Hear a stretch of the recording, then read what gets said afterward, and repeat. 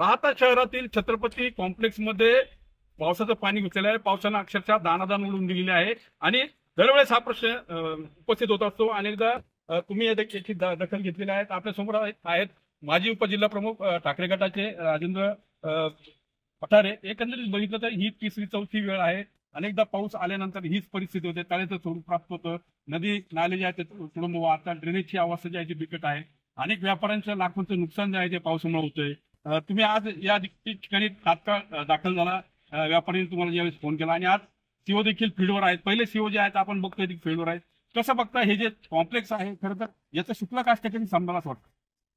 नाही, याचा सगळ्यात महत्वाचा मुद्दा जो आहे की कॉम्प्लेक्सच एकदम चुकीच्या पद्धतीने बांधलेले यांची, म्हणजे ते म्हणते ना पसारा आवाजा आणि काम सावाजा, म्हणजे ड्रेनेज एवढं मोठं लावलंय, कॉम्प्लेक्स एवढं मोठं लावलंय आणि पाईपलाईन आहे ना एवढी एवढी नळाच्या याच्या झाली, ते पाणी वाहणार कुठून?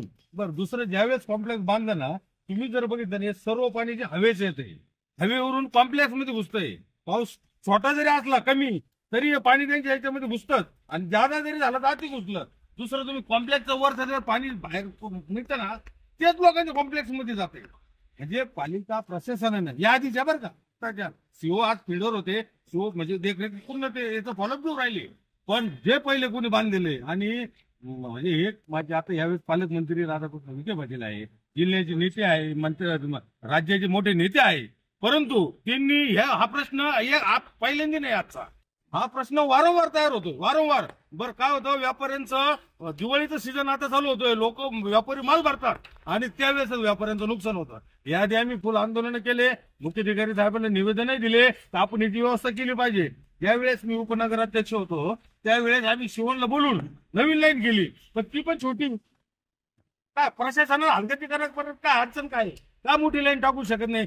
हा जो मेन चौक आहे, हा शहराचा मेन चौक आहे, इकडून पिंपळाच असेल, वरून सगळं पाणी इथं येतं आणि हे जे कॉम्प्लेक्स आहे हे घरात जे आहे खालचे कॉम्प्लेक्स तयार केलेले ते पाणी सगळं तिथून शिरतं त्याच्यातून। म्हणून पालिका प्रशासन म्हणजे छोट्या छोट्या काही गोष्टी आहे। आता हे जे पाणी जात आहे ना, इथं गतिरोधक टाकलं ना, आता हवेचं पाणी इकडे डायव्हर्ट होईल, ज्या चेंबर आहे हवेच्या कडेला ते काय कॉम्प्लेक्स मध्ये तिकडे जाईल, किंवा जे वरून कॉम्प्लेक्स वरून जे पाणी पडतंय खाली, हे जर ते पाईपलाईनने जर खाली सोडलं तर काय लोकांच्या दुकानात जाईल, ते डायरेक्ट ड्रेनेज मध्ये जाईल ना। म्हणजे एवढ्या छोट्या छोट्या गोष्टी सुद्धा जर पालिका करीत नसेल आणि इथले कोणी नेते जर करीत नसेल तर याच्यात काही म्हणजे वावगं धरण्यात काही मजा नाही। याच्यात व्यापाऱ्यांचं नुकसान काय होणार, काय होत आलेलं आहे आणि यापुढे होणार आहे। म्हणून प्रशासनाला जो मोठा प्रश्न आहे तो उपस्थित होतोय। दिवाळीचा सीझन आहे आणि अशामध्ये अगोदरच जे व्यापारी आहेत त्यांचं, जे तळघरातले व्यापारी खास करून त्यांचं लाखोंचं नुकसान झाल्याचं पाहायला मिळतंय। आता शासन तर प्रशासन जे आहे ते काळजी घेत आहे, मात्र जी तुटपुंजी मदत जी आहे ती देखील या व्यापाऱ्यांना मिळत नाही। त्यामुळे आता कुठेतरी या जो छत्रपती संकुल आहे या ठिकाणी विविध उपाययोजना करण्याची गरज आहे। कालच या परिसरामध्ये आपण जर बघितलं, शेजारी जलसंपदा विभागाच्या विश्रामगृहाचं भूमिपूजन झालेलं आहे आणि तिथं देखील बांधकाम झाल्यानंतर असाच प्रश्न जो आहे तो उद्भवू शकतो, अशी शंका जी आहे ती व्यक्त केली जाते। म्हणून गाडीकर TV9 मराठी, राहता अहिल्या।